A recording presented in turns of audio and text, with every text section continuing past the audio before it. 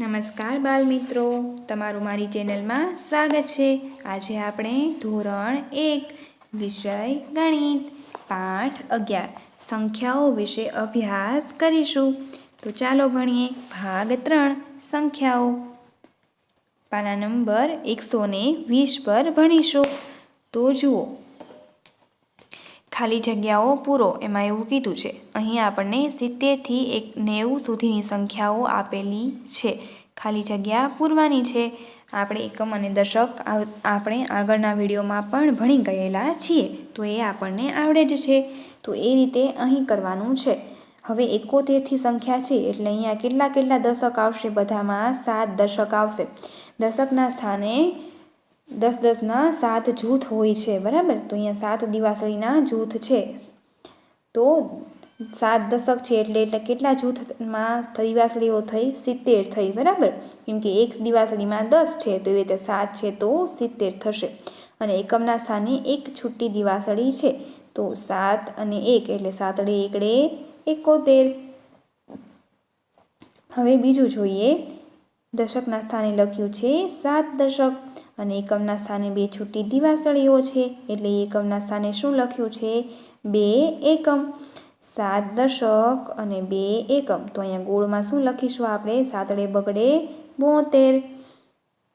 હવે એવી જ રીતે ત્રીજું છે, 3 દશક આપેલા છે, 7 દશક આપેલા છે, તો દશકના સ્થાને 7 જૂથ છે અને 3 એકમ છે, તો એકમના સ્થાને સંખ્યા દોરેલી નથી, એટલે કે દિવાસળી છૂટી દોરેલી નથી, તો આપણે દોરી લઈશું 1, 2 અને 3 દિવાસળી દોરી લીધી।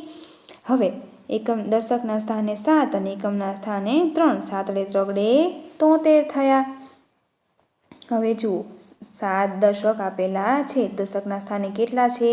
7 જૂથ છે અને એકમના સ્થાને કેટલા છે? 4 એકમ, તો કેટલી છૂટી દિવાસળીઓ છે? 1, 2, 3 અને 4, તો 7 ચોગડે શું થશે? 74। હવે જોઈએ એની પછી, દશકના સ્થાને 7 દશક અને એકમના સ્થાને 5 એકમ, એટલે 1, 2, 3, 4 અને 5, બરાબર? તો અહીં શું લખીશું? 7 અને 5, એટલે 7 5 75। હવે એની પછી જોઈએ, એમાં પણ છે 7 દશક આપેલા છે, એટલે 7 જૂથ છે અને એકમના સ્થાને 6 એકમ લખેલા છે, પણ 6 છૂટી દિવાસળી કરેલી નથી, તો આપણે દોરીશું 1, 2, 3, 4, 5 અને 6, તો 7 6 શું થશે? 76 થશે। હવે એની પછી જોઈએ 7 દશક અને 7 એકમ, તો દશકના સ્થાને 7 જૂથ આપેલા છે અને એકમના સ્થાને 7 છૂટી દિવાસળીઓ આપેલી છે, તો હવે લખીશું 2 7 77। દશકના સ્થાને 7 છે, એકમના સ્થાને 8 એકમ છે, બરાબર? તો દશકના સ્થાને 7 જૂથ છે અને એકમના સ્થાને 8 છૂટી દિવાસળીઓ આપેલી છે, તો 7 ત્રગડે શું થશે? 7 8 78।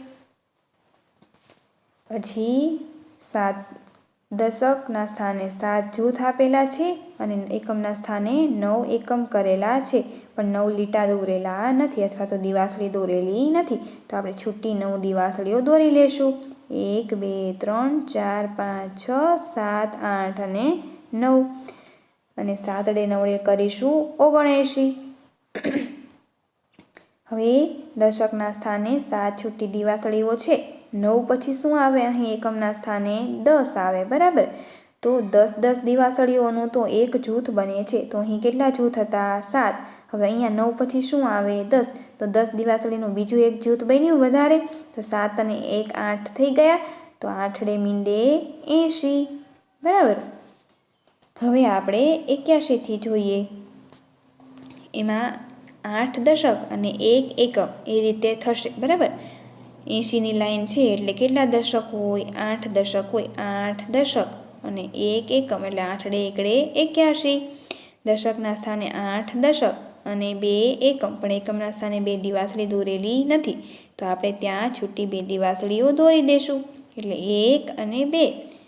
હવે દશકના સ્થાને 8 દશક દોરેલા છે અને 3 એકમ દોરેલા છે અને 3 એકમની 3 છૂટી દિવાસળીઓ પણ છે. પણ અહીં ગોળ ખાનામાં કુલ સંખ્યા લખેલી નથી એટલે અહીંયા લખીશું 8 3 83. હવે 8 દશક અને 4 એકમ છે, બરાબર. તો 8 છૂટી દિવાસળીઓ છે અને 4 છૂટી દિવાસળીઓ છે એટલે 8 ચોગડે 84. 8 દશક છે અને 5 એકમ છે તો એકમના સ્થાને 5 છૂટી દિવાસળીઓ દોરેલી નથી તો આપણે દોરી લઈશું 1 2 3 4 અને 5 એટલે થશે 8 5 85. 8 દશક છે, બરાબર, અને 6 એકમ છે, દોરેલાય છે અને લખેલા પણ છે અને 8 6 શું થશે 86. હવે અહીં 8 દશક છે અને 7 એકમ છે, છૂટી દિવાસળીઓ પણ કેટલી છે 7 છે એટલે અહીં શું લખીશું 8 7 87. હવે દશકના સ્થાને 8 છે અને એકમના સ્થાને પણ કેટલા છે 8 પણ દિવાસળી દોરેલી નથી તો આપણે દોરીશું 1 2 3 4 5 6 7 અને 8. છૂટલી કેટલી દિવાસળીઓ દોરી 8 અને 2 આઠડા શું થશે 88. એક દશકના સ્થાને 8 છે અને એકમના સ્થાને કેટલા છે 9 એકમ છે, બરાબર. તો 8 9 શું થશે 89. હવે 8 દશક પૂરા થયા, બરાબર. 8 દશક પૂરા થયા પછી 9 પછી અહીંયા એકમના સ્થાને શું આવે અહીં 10 આવે, બરાબર. તો 10 10ના જ આપણે એક એક જૂથ બને ને તો 8ની અંદર એક દશક વધારે ઉમેરાઈ જશે એટલે કેટલા દશક થઈ જશે 9 દશક એટલે કે 9 મીંડે 90 થઈ જશે, 90 દિવાસળીઓ થઈ જશે. બાળમિત્રો, આજે આપણે પાના નંબર 120નો અભ્યાસ કર્યો. આગળનું આપણે આવતા વિડીયોમાં ભણીશું.